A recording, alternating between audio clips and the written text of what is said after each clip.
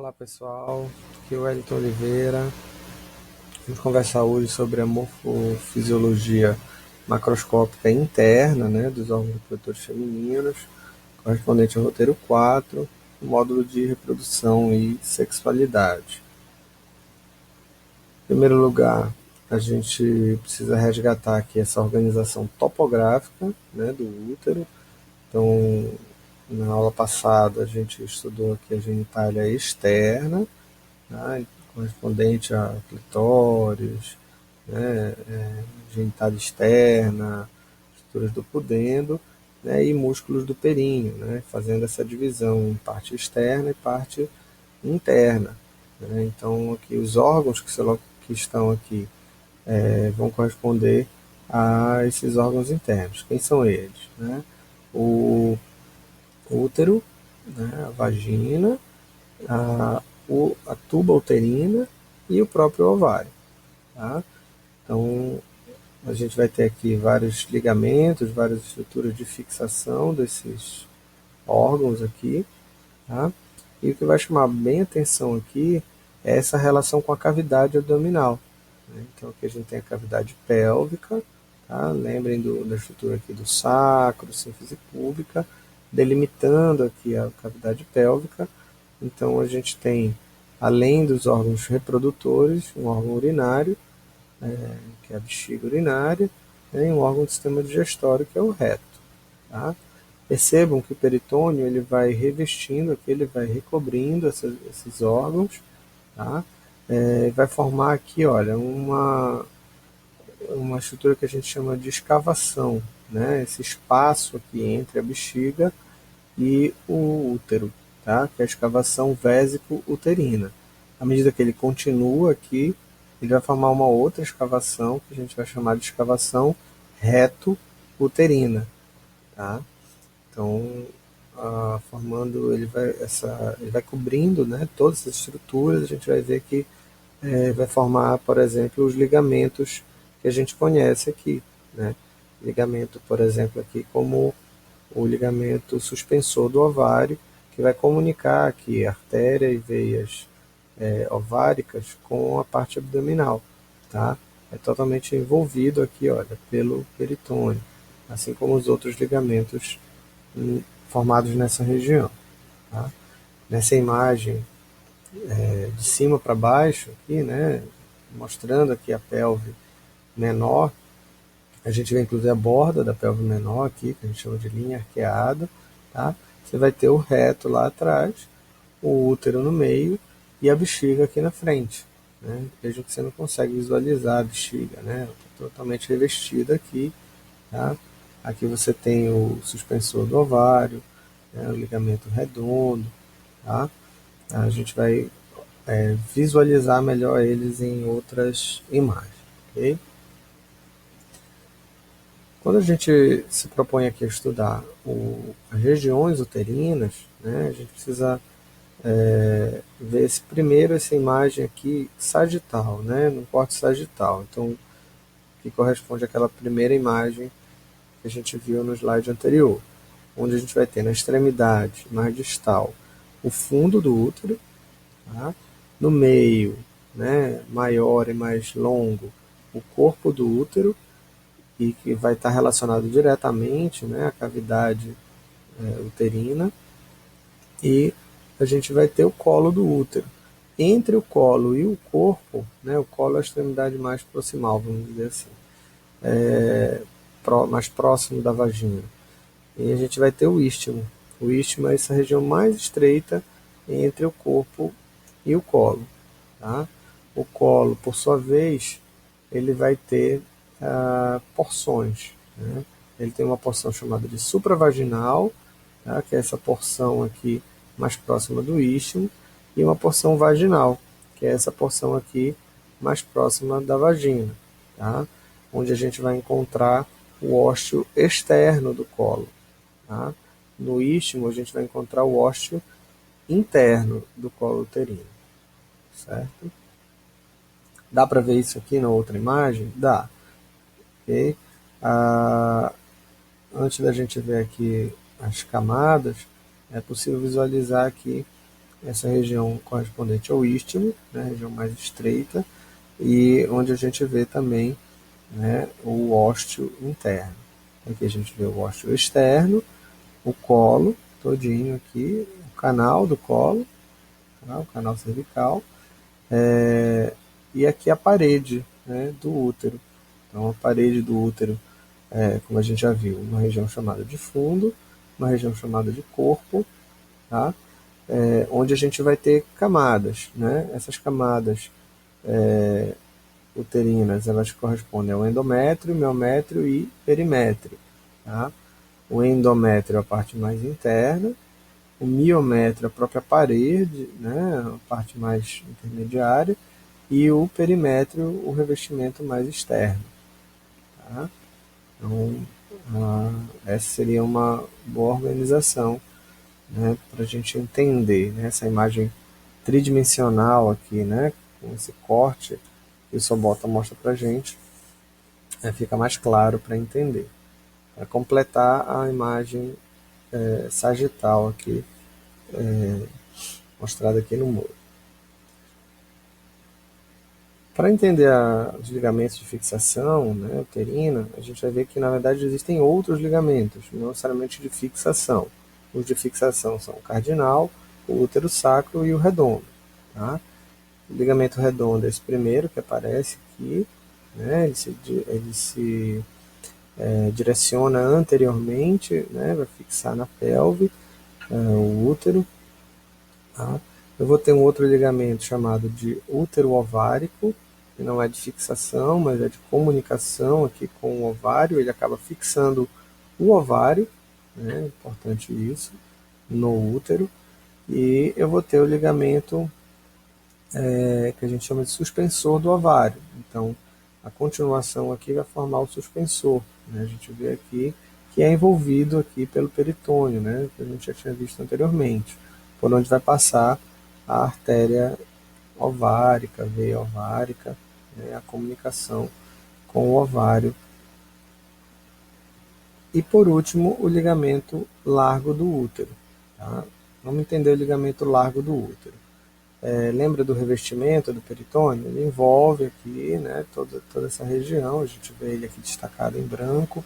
Ele vai revestindo e ele dá a volta aqui por trás. Então, na verdade, aqui eu tenho dois folhetos, tá? Um folheto posterior e um folheto anterior. Tá? À medida que ele vai envolvendo essas estruturas, ele vai formando esse encontro de folhetos aqui, que é o que a gente chama de meso. Né? Isso vale para o peritônio, por exemplo. Você tem, quando ele envolve os órgãos abdominais, ele forma os mesos, mesoentéreo e mesocólon, por exemplo. Tá? Então, o mesmo raciocínio que vai passar dentro são estrutura vascular, nervosa, né, linfática, tá? E no caso aqui nós temos três mesos. O meso salpinge aqui mais em cima, tá? Próximo, já conectado com a tuba uterina. Eu tenho o meso ovário, que é essa região mais próxima aqui do ovário, e eu tenho o mesométrio, que é a região ligada diretamente ao útero. Tá? Juntando todos, a gente vai ter o ligamento largo do útero. Okay? Numa outra imagem que a gente pode acompanhar aqui um esquema, né, feito pelo Netter, você consegue ver inclusive a direção das fibras, né, de tecido conjuntivo aqui que envolvem o útero.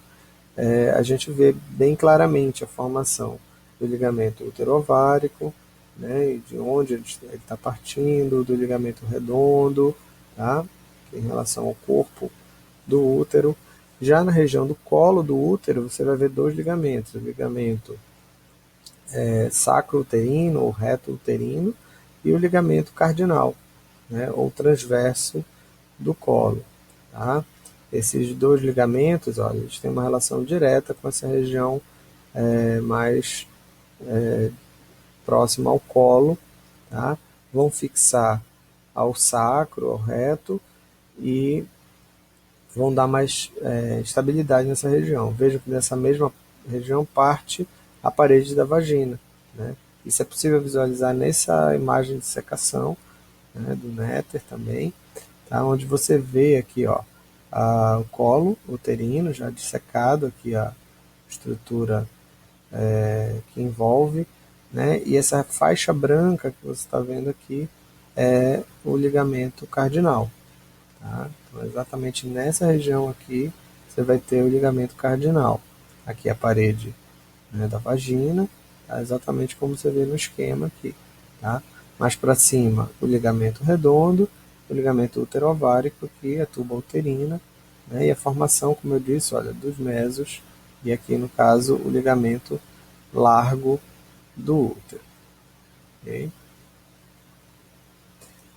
Ao estudar a tuba uterina, a gente vai lembrar que ela tem várias divisões, né, várias regiões anatômicas, tá? Começando pela junção útero-tubária, que é esse ponto aqui onde eu tenho o ósseo do útero, né, acaba a cavidade uterina e começa a cavidade tubária, né, onde eu vou ter uma região chamada de parte uterina da tuba, tá? Essa região logo após a junção, mas que ainda é dentro da parede do útero. À medida que ocorre, né, a externalização aqui da tuba, eu já vou ter uma região bem estreita chamada de istmo. Tá?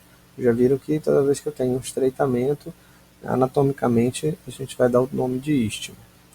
À medida que ele vai ficando mais largo, a gente vai chamar de ampola, né? E a tuba vai atingir o seu máximo, vai fazer uma curva, né? Esse máximo de abertura aqui é chamado de infundíbulo, tá?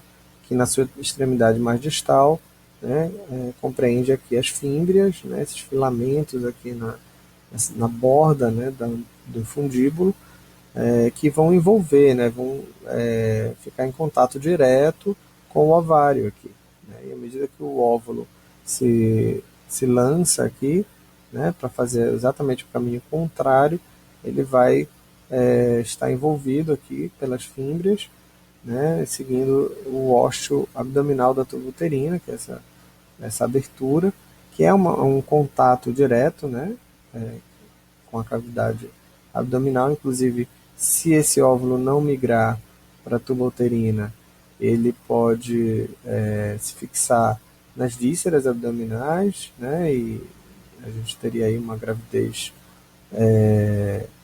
ectópica, né, uma gravidez abdominal. Mas o óvulo deve seguir, né, esse caminho de volta aqui da tuba uterina, infundíbulo, ampola, istmo, até chegar na cavidade uterina. Também pode se implantar aqui nessa região da tuba, né, formando o que a gente chama de gravidez tubária. Tá? Por último, nós temos a cavidade vaginal, né, a vagina enquanto parede, enquanto órgão. Tá? Nós vimos a parte mais externa, nós vimos o ósseo da vagina na aula passada, que está relacionado aqui diretamente com a genitália externa. Tá? E aqui a gente tem o canal vaginal propriamente dito, né? E a parede vaginal, que é uma parede muscular, né? Melhor vista na estrutura, né? As várias camadas, circular, longitudinal, ok? E que a gente consegue visualizar anatomicamente aqui essas pregas, né, do canal vaginal. À medida que vai chegando próximo ao útero, a gente vai encontrar uma estrutura chamada de fornes, que na verdade são pequenas escavações em volta do colo uterino, né? E vejam que ela, na verdade, ela vai contornar. A gente vai chamar de parte posterior e parte anterior num corte sagital. Mas se você olhar uma vista inferior, por exemplo, do colo, você vai ver que o fórnice ele contorna todo o colo. Tá? É possível ver também aqui o ósseo, né, externo aqui do canal do colo, também chamado de ósseo do útero, pelo contato direto com o canal vaginal aqui. No que a gente tem, tange aí a vascularização do útero e dos órgãos pélvicos, a gente precisa traçar uma linha aqui de organização dessa vascularização. tá? Que nós já iniciamos lá no masculino, né? Mas agora a gente consegue ver as diferenças para o feminino. Então, começando da mesma forma lá na horta abdominal, dividindo em ilíacas comuns, tá? A ilíaca comum vai dividir em ilíaca externa e ilíaca interna, tá? A ilíaca interna vai ter uma divisão posterior e uma divisão anterior. A divisão anterior é que vai interessar para a gente. A posterior ela vai lá para o glúteo, para outras partes. A divisão anterior é que vai para os órgãos pélvicos. Tá? Então, os ramos da ilíaca interna vão para cada órgão pélvico. Tá? No momento, vai interessar para a gente a artéria uterina e a artéria vaginal, que é ramo da artéria uterina. Tá? Outras artérias, como por exemplo a artéria obturatória, as artérias vesicais superiores, né, que são ramos da umbilical aqui. Tá? Então tem umbilical, obturatória, uterina, pudenda interna e retal média. Tá? Esses são os ramos diretos da interna. A retal média, óbvio, vai para o reto, né? As vesicais vão ser responsáveis pela bexiga, tá? E aí uterina e vaginal pelos órgãos reprodutores. A pudenda interna ela vai lá para o períneo, a gente já tinha visto ela na aula passada, né? Vascularizando a região mais externa lá dos órgãos reprodutores. Essa imagem aqui é interessante porque ela organiza mais detalhadamente a distribuição da uterina e da vaginal, que a gente viu. Né? Então, a uterina chega, né, aqui próximo à região do colo, né? Então ela vai ter um ramo ascendente, um ramo descendente aqui. Esse ramo ascendente é chamado de helicino. Tá? Esses ramos helicinos eles vão tortuosos aqui, por isso esse nome, tá? Acompanhando todo o corpo do útero até próximo à tuba uterina aqui. O outro ramo, que é o ramo vaginal, né, da artéria uterina, vai vascularizar a parte superior aqui da vagina. Tá? A parte inferior vai ser a responsabilidade da artéria vaginal, que também é ramo da uterina, mas é um ramo que sai mais acima, né, próximo lá da sua origem. Okay?